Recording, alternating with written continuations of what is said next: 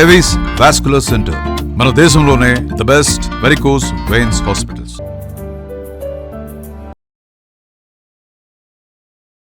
Suman TV ప్రేక్షకులకు నమస్కారం.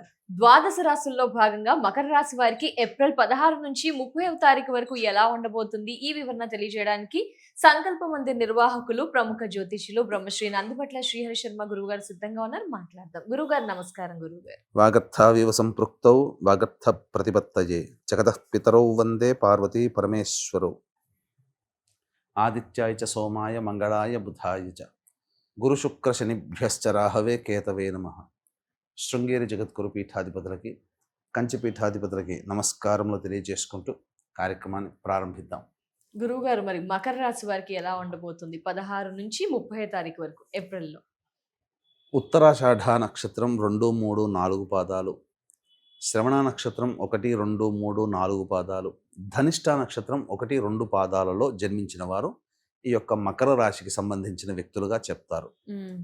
ఇక కుంభరాశిలో రాహువు, సింహరాశిలో కేతువు, అలాగే మిథున రాశిలో గురువు, మీనరాశిలో కుజ బుధ శనిగ్రహ సంచార ప్రభావం, అలాగే మేషరాశిలో రవి సంచారము, శుక్రుడు 19వ తారీఖు వరకు 20వ తారీఖు నుంచి వృషభ రాశిలో సంచారం చేస్తున్నటువంటి కారణం చేత మకర రాశి వారు ప్రధానంగా కొన్ని విషయాలందు మాత్రం జాగ్రత్తలు పాటించక తప్పదు. మొట్టమొదటి విషయం ఫైనాన్స్, అంటే డబ్బు పరంగా చాలా జాగ్రత్తగా ఉండాలి. అనవసరమైనటువంటి ఖర్చులు ఈ యొక్క 16వ తారీఖు నుంచి ఏప్రిల్ 30వ తారీఖు వరకు జరుగుతాయి. కాబట్టి ఖర్చులని ఎంతవరకు తగ్గించుకుంటే అంత మంచిది. ఇక అర్ధాష్టమ రవి ప్రభావం, ముఖ్యంగా చేస్తున్నటువంటి వృత్తి ఉద్యోగ వ్యాపారాలలో ఆందోళనతో కూడుకున్నటువంటి జీవితం, అంటే ఉద్యోగ భద్రత లేకపోవడము, ఏదో జరిగిపోతుందని, అన్నిటికంటే మించి చేయని తప్పుకి మాటలు పడాల్సినటువంటి రావడం, మనం ఎక్స్ప్లెనేషన్ ఇవ్వాల్సినటువంటి పరిస్థితి రావడం జరుగుతుంది. వృత్తి వ్యాపారాల్లో కూడా ఇదే విధంగా కొంత ఇబ్బందికర పరిస్థితులు ఉంటాయి. ముఖ్యంగా ఆరోగ్యం పట్ల శ్రద్ధ వహించాల్సినటువంటి పరిస్థితి. అయితే ద్వితీయ రాహువు, కుంభరాహు ప్రభావము కాస్త ఊహించని విధంగా కష్ట నష్టాలు అనేటువంటివి తెచ్చిపెడతాయి. ముఖ్యంగా ఖర్చులు మాత్రం తెలిసే వస్తాయి. ఇంత ఖర్చు ఉండబోతుంది అని ముందుగానే తెలుస్తుంది. ప్రిపేర్ అవ్వాలి, దాని తగ్గట్టుగా ప్రిపేర్ అవ్వాలి. కానీ గురువు మిథున రాశిలో సంచారం చేస్తున్న కారణం చేత అంత తొందరగా ఫైనాన్స్ అనేటువంటిది ఇప్పించలేకపోతాడు. అంటే ఎంత కష్టపడ్డా, ఎంతమందిని మనం అడిగినా కానీ ఒక్కరు కూడా ధనపరంగా సహాయం చేయడానికి ముందుకు రారు. కాబట్టి దైవానుగ్రహాన్ని పొందే ప్రయత్నం చేయాలి.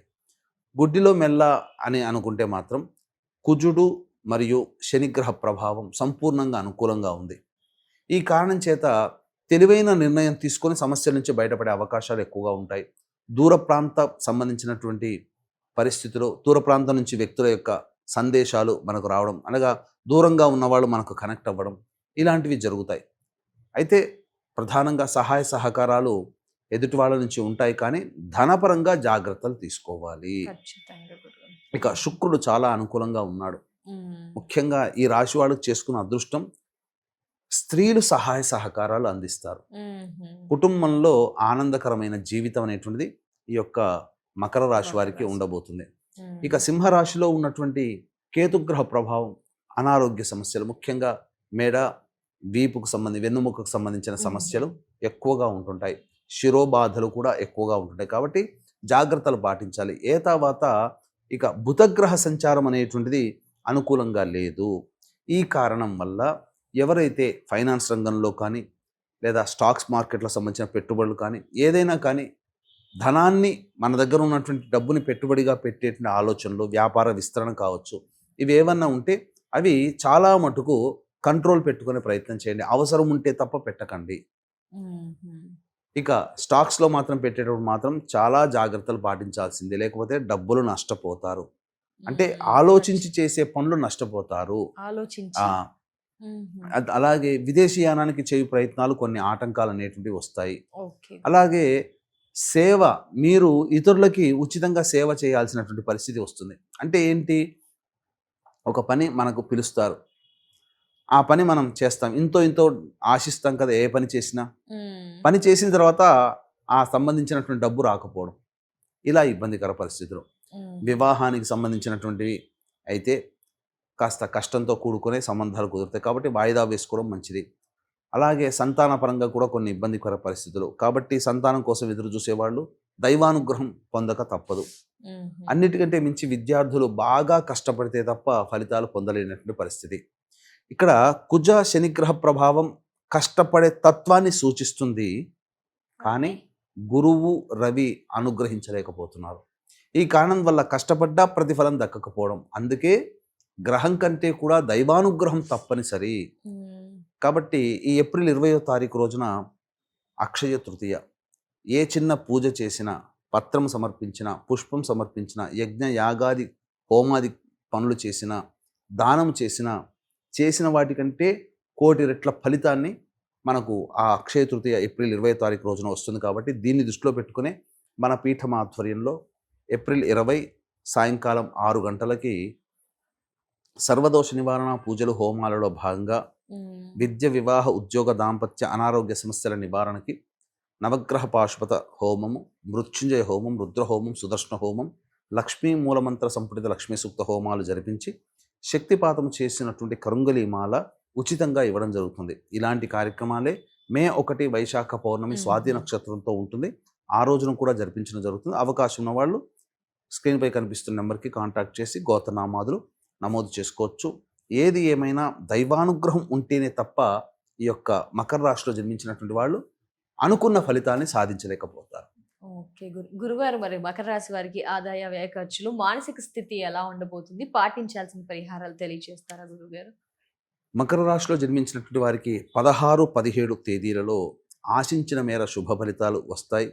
రాని బాకీలు వసూలవుతాయి. ఖర్చుకు మించిన ఆదాయం ఉండడం వల్ల చాలా మటుకు సమస్యల్ని పరిష్కరించుకోగలుగుతారు. అన్నిటికంటే మించి ప్రధానంగా సంతోషముగా కుటుంబ సభ్యులతో గడుపుతారు. పాత స్నేహితుల్ని కలుసుకునే అవకాశం ఉంటుంది.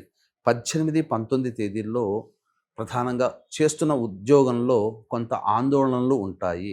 వృత్తి వ్యాపారాల్లో కూడా నష్టము సూచిస్తుంది. అలాగే ఖర్చులు అధికంగా ఉంటాయి. వాహనాన్ని నడిపేటప్పుడు జాగ్రత్తలు పాటించాలి. తల్లిగారి ఆరోగ్యం పట్ల శ్రద్ధ వహించాలి. అలాగే గృహోపకరణాలు మరియు వాహన మరమ్మతులకి ఎక్కువగా ఖర్చులు పెట్టాల్సినటువంటి పరిస్థితి వస్తుంది. ఇక 20, 21 తేదీల్లో మాత్రం ఈ యొక్క మకర రాశిలో జన్మించిన వాళ్ళు వారి యొక్క ఆరోగ్యం కోసం కష్టపడక తప్పదు.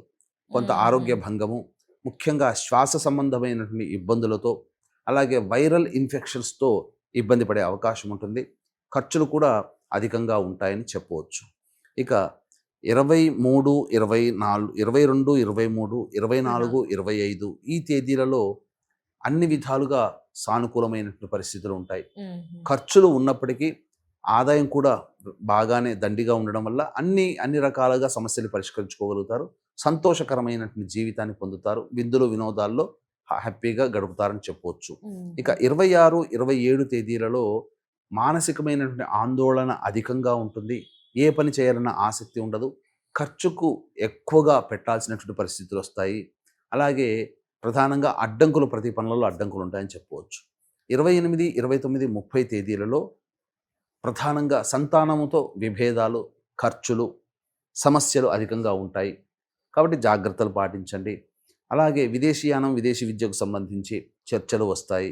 ఆస్తికి సంబంధించినటువంటి చర్చలు కూడా కుటుంబ సభ్యులతో మాట్లాడతారు. ఇలా ఖర్చులు కూడా అధికంగా ఉంటాయి కాబట్టి జాగ్రత్తలు పాటించాల్సినటువంటిది. ఇక చెప్పుకున్నట్లయితే ఇప్పుడు చెప్పినటువంటి సమస్యల కంటే ఇంకా ఎక్కువగా సమస్యలతో బాధపడుతున్నట్లయితే దగ్గరలోని మంచి ఉపాసనా పరులైనటువంటి జ్యోతిష్యులను సంప్రదించి వారి సలహాలు, సూచనలు పాటించినట్లయితే మరింత మెరుగైనటువంటి జీవితాన్ని పొందుతారు. అలాగే దైవానుగ్రహం ఉంటేనే ఈ మకర రాశి వారికి అన్ని విధాలుగా అనుకూలం. కాబట్టి ఈ దైవానుగ్రహం అందించడం కోసం ఏప్రిల్ 20వ తేదీ అక్షయ తృతీయ రోజున, మే 1 స్వాతి నక్షత్రం వైశాఖ పౌర్ణమి రోజున సర్వదోష నివారణ పూజల హోమాలు జరిపించి కరుంగలి మాలను ఉచితంగా ఇవ్వడం జరుగుతుంది. కాబట్టి ఈ కార్యక్రమంలో గోత్రనామాదులు నమోదు చేసుకోవచ్చు. అలాగే సమస్యల పరిష్కారం కోసం ఈ మకర రాశిలో జన్మించినటువంటి వాళ్ళు ప్రతిరోజు కాలభైరవ అష్టక పారాయణం, దత్తాష్టక పారాయణం ప్రతిరోజు 3 సార్లు కనుక చేసినట్లయితే చాలా మటుకు సమస్యలు తగ్గుముఖం పడతాయని చెప్పవచ్చు. ధన్యవాదాలు గురుగారు. మకర రాశి వారి రాశి ఉన్న పరిహారాలు తెలియజేసినందుకు నమస్కారం. సర్వం శ్రీ ఉమామహేశ్వర పర బ్రహ్మార్పణమస్తు.